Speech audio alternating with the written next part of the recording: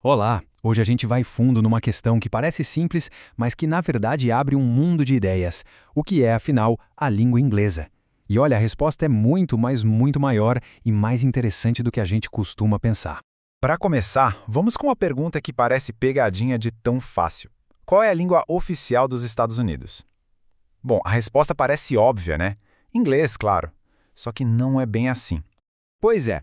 A verdade é que, no nível federal, os Estados Unidos não têm uma língua oficial. E essa curiosidade é o ponto de partida perfeito para a gente entender o que o inglês realmente significa no mundo de hoje. Essa história de não ter um status oficial já nos mostra que a relação dos países com o inglês é bem complexa.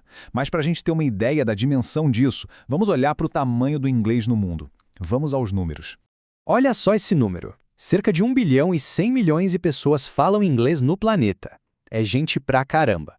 Esse número, por si só, já mostra o alcance impressionante dessa língua. Agora, a coisa fica ainda mais interessante quando a gente compara.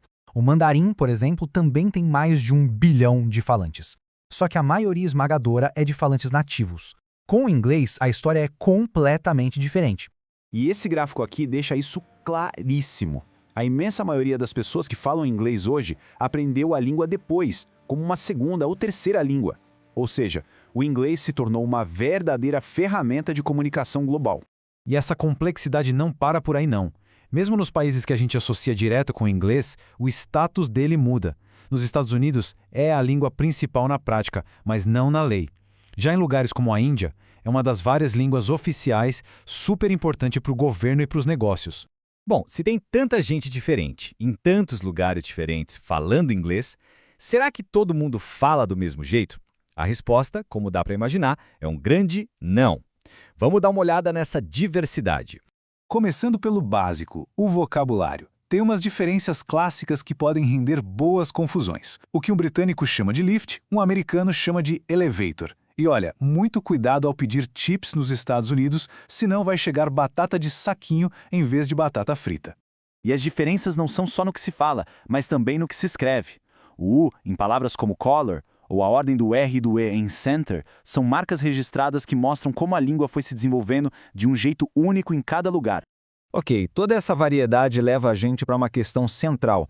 Se o inglês é tão diverso, como é que ele funciona como língua mundial? A resposta está num conceito chamado língua franca. Então, o que é uma língua franca?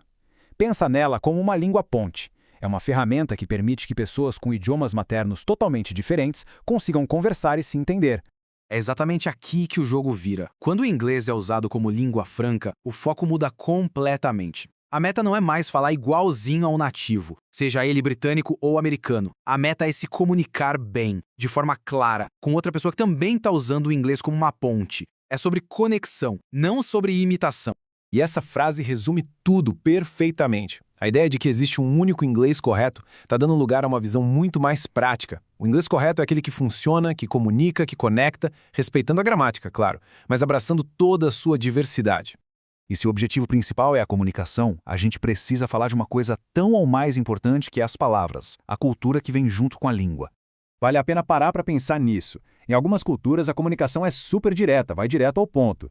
Em outras, é mais sutil, cheia de formalidades. E a gente carrega esses costumes quando fala outra língua, o que pode criar ruídos na conversa. O humor, então, é um exemplo clássico. O que é uma piada super engraçada num lugar pode soar estranho ou até ofensivo em outro. Entender essas nuances é chave para uma boa comunicação entre culturas diferentes. Mas olha, navegar por essas diferenças não é nenhum bicho de 7 cabeças. O caminho é ter curiosidade, pesquisar um pouquinho, tomar muito cuidado para não cair em estereótipos e, o mais importante de tudo, ter uma atitude de respeito e de aceitação com o que é diferente.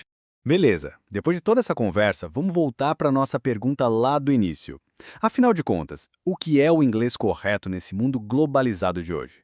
E a grande virada de chave é essa. A fluência hoje não é mais sobre imitar um sotaque com perfeição.